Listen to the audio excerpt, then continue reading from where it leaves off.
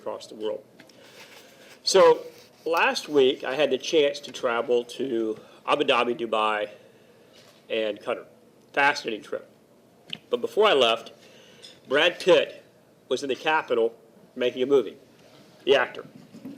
And so he was going to use my office as his holding room before he went out and made the movie, which I thought was very interesting. So all the young women keep coming in and checking to see if Brad Pitt's been in my office yet, finding work they needed to do that they had never really asked about before. So before I left, I didn't get a chance to meet him because I had to catch a plane. I made a certificate welcoming him to Texas and thanking him for being here. And I also left him an autographed picture of me. Because I thought, of course, that's probably what he was thinking he wanted. And I said, "Dear Brad, welcome to Texas. I know you always wanted this for your collection. Hope you have a good time, Phil." So when I got back yesterday, I said to my staff, "How'd it go with Brad?" They said, "It was great. He took that picture, according to his manager, and laughed about it all day and kept showing it to his staff and said, 'Nobody's ever done this for me before.'" So as we talk about dialogue and conversation, I think it gets back to nobody's ever done that to me before in a positive way. I had a tremendous trip, Randy, this past June you were talking about, to Israel with the governor. And around the same time I went to Turkey. So it was a summer of international travel across the world. If you look at two cities that have faced more challenges, more wars, more unique circumstances in history, it's Istanbul and Jerusalem. You take a look at sites in Istanbul, Hagia Sophia, and what's going on with that, in the Blue Mosque. You take a look at Jerusalem with every epicenter of every religion of the Christian faith, the Jewish faith, and Islam. And you come to an understanding that we're here for about a moment. You go back 2,000 years ago in Jerusalem, or 1,000 years ago when it was Constantinople, and now Istanbul. And you very much appreciate the opportunity to live in a country like we're in today in America, and with the freedoms we're afforded, and how secure and safe we truly are.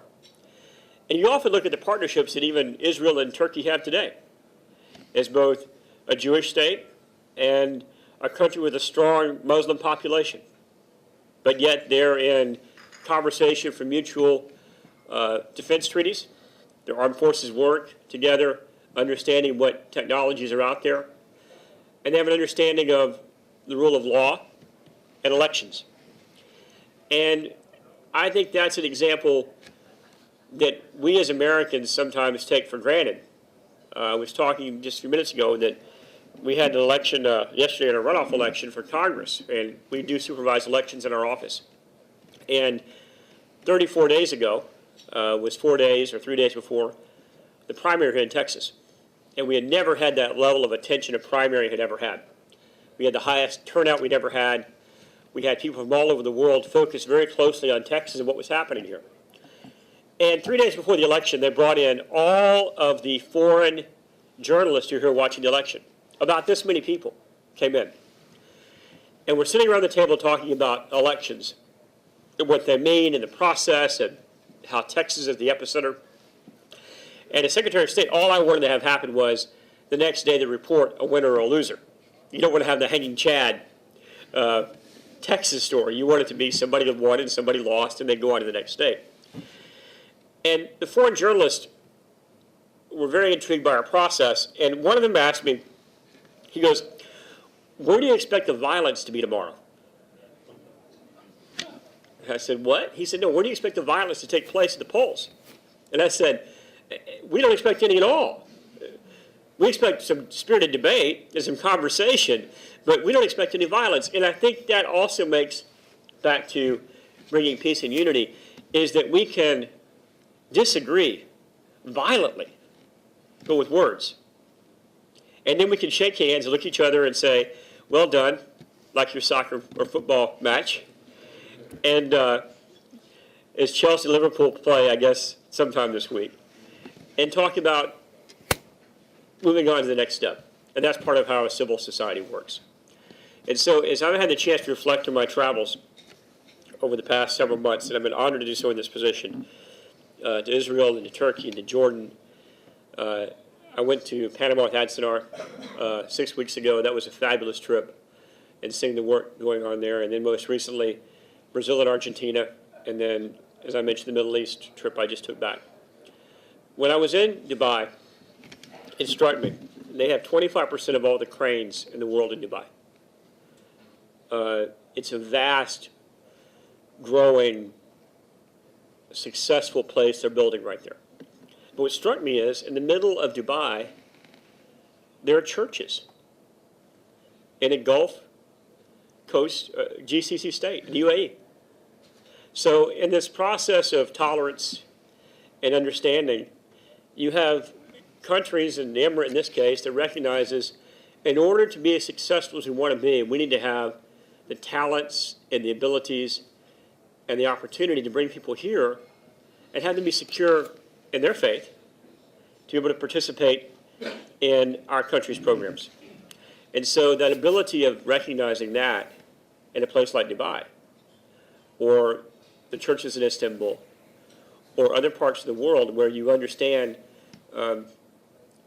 my faith should not be threatening to you, nor should your faith be threatening to me.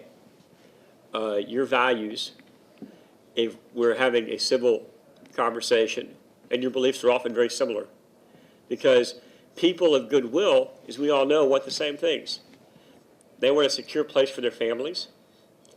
They want a place where their kids can go to a good school. They want infrastructure that works. They want the light switch to turn on and the power to come on. They want the opportunity for themselves and their families to succeed long term. And they want to exercise their voices as they participate in the process. Those are common themes of humanity in this process. So that's what's so important about the Gulen Institute and what you're doing here today with this group. And why I'm always very excited when I have the opportunity to meet with our consul generals or the ambassadors or travel, because those themes resonate, Philip, as we travel across the country and the world, that we all want the same things, people of goodwill.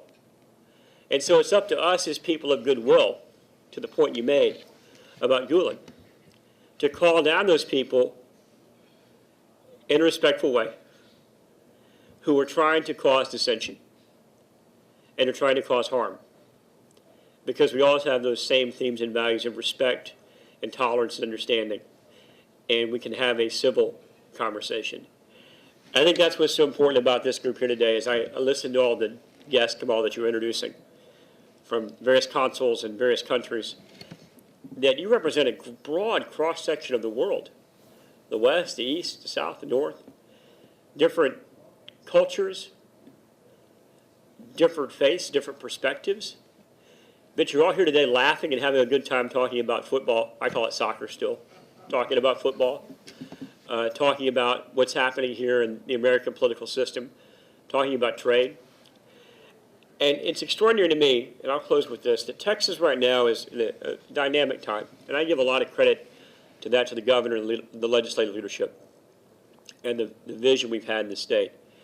1 in every 6 jobs here is directly tied to trade. It's more than 14% of our GDP. You here in the upper Gulf Coast are the very epicenter of what's happening here. Texas led the country in exports last year at more than $170 billion. More than a third of that was with Mexico. You look at chemicals, petrochemicals, electronics, heavy machinery. We're selling, selling, selling. Our unemployment is 0.5 percentage point lower than the rest of the United States. When the rest of the United States lost jobs last month, Texas added jobs. And we're growing. More than 1,400 new people every day are coming to Texas. Phenomenal growth. But with that phenomenal growth comes phenomenal responsibility and some pretty extraordinary challenges.